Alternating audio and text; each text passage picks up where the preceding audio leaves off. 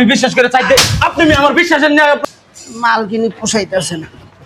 এ ভাই এই দাঁড়ান ভাই আপনি মাল কই পাইছেন? ওই মালিকের কাছে কিনছি ভাইয়া। কেডা মালিক কিনছে? ওই যে ভেতরে আছে, ভেতরে আছে। ঠিক আছে আপনি দেখছেন মাল কই আপনি মাল আপনার নিয়ে সাথে যান কি কথা ভাই? আমার সাথে তো কথা এই বিল্ডিং এর মালিক আপনি কার কাছে মাল কিনছেন? উনি তো বললেন এই লিডার ইয়া ভাই ছোট পরিসর। গোলাম ভাই কই? ওয়ালাইকুম আসসালাম। আপনি এই যে এগুলো নিয়ে কই যাইতেছেন? উনি আপনি নাকি এগুলো স্যার ওনারে আমি রিপেয়ারিং করতে দিছিলাম মালগুলো। এই তোমার রিপেয়ারিং করতে মালগুলো দিছ না?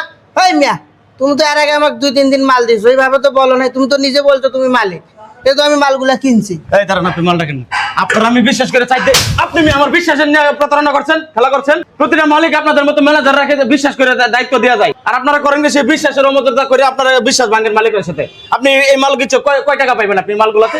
হ্যাঁ আপনি আরো কয়বার মাল নিয়েছেন এখান থেকে? আমারও 2-3 বার দিছে। কতদিন মতো মাল নিয়েছেন আপনি? 200-300 কেজি। তা আপনি 200-300 কেজি মাল ওনার কাছে বিক্রি করে দিচ্ছেন। হ্যাঁ আবার আপনি বলতেছেন যে আমি রিপেয়ারিং করে লেগে দিচ্ছেন না। আপনাদের বিশ্বাস করে দিয়ে গেছেন এখানে সাইডটা। আপনার কি বেতন দেন? আমি আপনি বেতন ছাড়াও যদি আমার কাছে আদার্স কোনো টাকা চান আমি সেই টাকা পর্যন্ত আপনারা দেই, যে স্যার আমার সমস্যা হয়েছে, আমার ফ্যামিলির সমস্যা, আমার কিছু টাকা দেন। আপনারা দেন আমি টাকা দেই কিনা বলেন? আপনারা যদি আমি টাকা দিয়ে থাকি তাহলে আপনি আমার সাথে এরকম কেন প্রতারণা করতেছেন?